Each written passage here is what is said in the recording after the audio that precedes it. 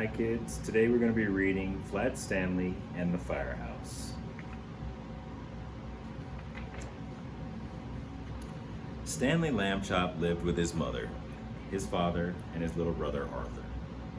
Stanley was 4 feet tall, about a foot wide, and half an inch thick. He had been flat ever since a bulletin board fell on him.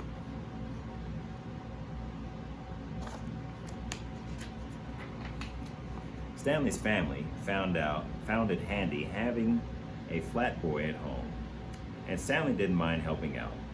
Stanley held tools for his father while Mr. Lambchop repaired the car. Stanley helped Arthur practice his backflips. Stanley gave Miss Lambchop a perfect place to roll out pie crust, except when he felt ticklish.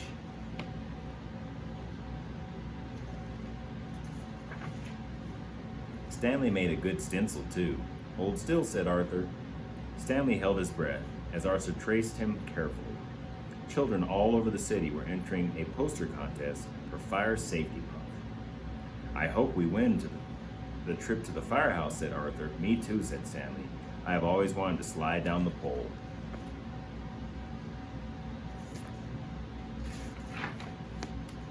The next Monday, a letter arrived.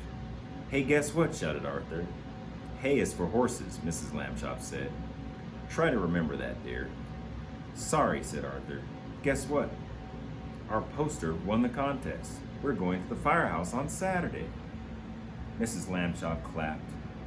I knew you boys had my talent for art, she said proudly.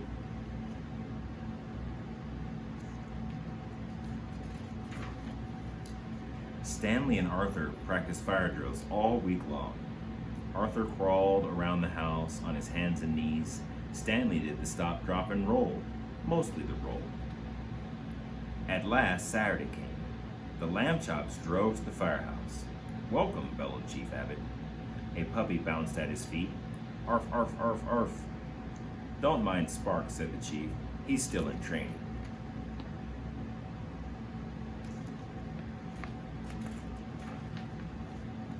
Chief Abbott led the Lambchops through the firehouse kitchen.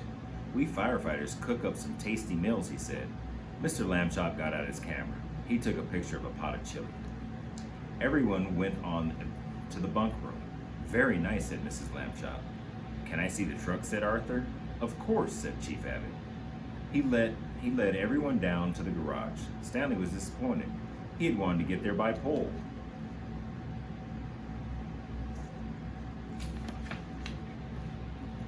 Boots and pants lay on the floor. Oh my, said Mrs. Lambchop. I could tidy up if you'd like. Chief Abbott laughed. We leave these out so we can jump into them in an emergency, he said. Neat, said Stanley. Chief Abbott pointed to the ladder truck. Climb up if you'd like. Wow, said Arthur. The boys scrambled on the truck. Spark was right behind them.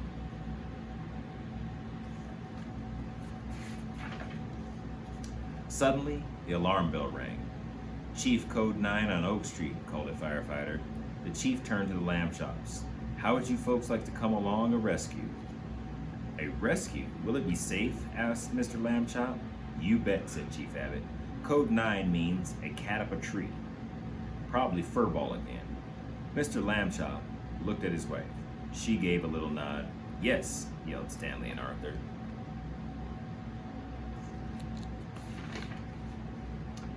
Stanley, turn on the siren. Arthur, hit the lights, shouted Chief Abbott. My goodness, is that necessary? Asked Mrs. Lambchop. No, said Chief Abbott. It's just more fun this way. The truck raced out of the station. Soon, it pulled up to a tall tree.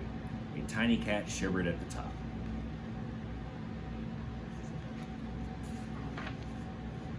She's pretty high up this time, said Chief Abbott. Spark panted at the chief's feet. All right, let's get her down.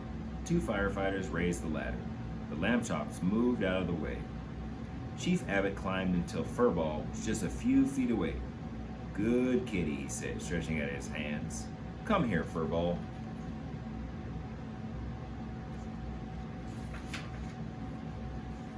Spark started to bark. Arf, arf, arf. For a second, Furball froze. Then she jumped the other way. Furball, cried Chief Abbott. He was too late. Furball was heading for the ground. The lamb chops looked up. Their mouths were open and wide in surprise.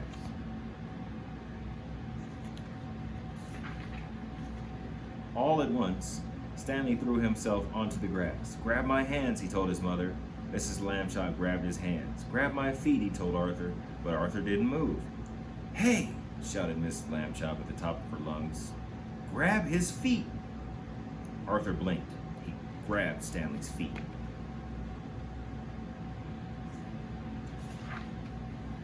"Stretch!" cried Stanley. Arthur and Mrs. Lambchop stretched Stanley between them. They were not a second too soon. Boing, meow. Furball bounced on Stanley's belly, then landed safely on the ground. The firefighters started clapping.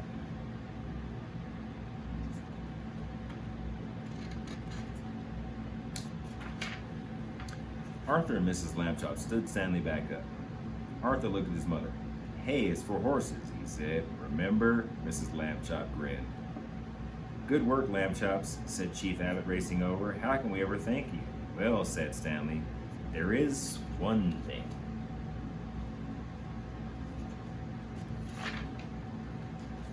We